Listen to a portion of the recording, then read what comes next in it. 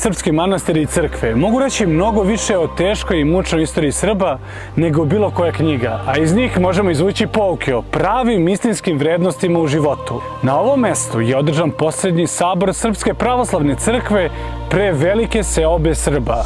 Zbog velikih bitaka i ratova koji su se na teritoriji Srbije vodili tokom 17. i 18. veka, veliki broj srpskih porodica je bio prinuđen da napusti južne krajeve i ide na sever. Dogodile su se dve velike seobe Srba. Prvu veliku seobu Srba predvodio je patrijarh Arsenije III. Crnojević, a na svojoj zemlji su se posljednji put pomolili baš u ovom manastiru. Manastir postoji čak 8 vekova, a izgrađen je zahvaljujući Dragutinu Nemanjiću. Druga zanimljiva činjenica koju čuva ovaj manastir je da je izgrađen na temeljima starog svetilišta koji je bilo posvećeno staroslovenskoj veri. Manastir Grabovac se nalazi u istoimenom mestu u opštini Obrenovac i čuva dragocene freske i istorijsku biblioteku srednjeg veka, a u okviru manastira nalazi se i crkva Svetog oca Nikolaja.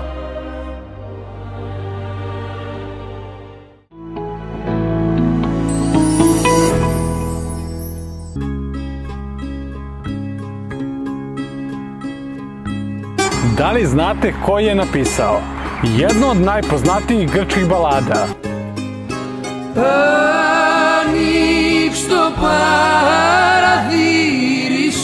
Za vreme Prvog svjetskog rata srpska vojska je neko vreme provela na Krfu. Tada su se rodile mnoge ljubavi između srpskih mladića i grčkih devojaka. A jednu ljubavnu priču je obeležila jedna od najlepših ljubavnih pesama. Srpski vojnik na Krfu poznaje prelepu devojku Hondrojanis Haruli i u nju se zaljubljuje. Primarna dužnost otadžbine je vojnika razdvojila od svoje drage. Svestan da postoji mogućnost da se nikada ne vrati, mladić piše pismo devojci u kojoj stavlja i pesmu "Ne ljuti se na mene, oko moje". Reči pesme govore o dubokoj ljubavi i nostalgiji prema zemlji, ali i o njegovoj žrtvi u kojoj je dužnost i lojalnost prema svom narodu stavio ispred svojih osjećanja i života. A u originalnoj verziji vojnik piše da će se svakako vratiti iako ne preživi, pa makar i u obliku ptice. Grkinja Haruli je bila jedna od sestara Janisa Janulisa, koji je svoju jedinu njivu poklonio srpskoj vojsci da na njoj sahrani svoje mrtve. A pesma "Ne ljuti se na mene, oko moje" postala je jedan od simbola neraskidivih veza Krfljana i Srba, a kasnije je uzeta za himnu grčko-srpskog prijateljstva.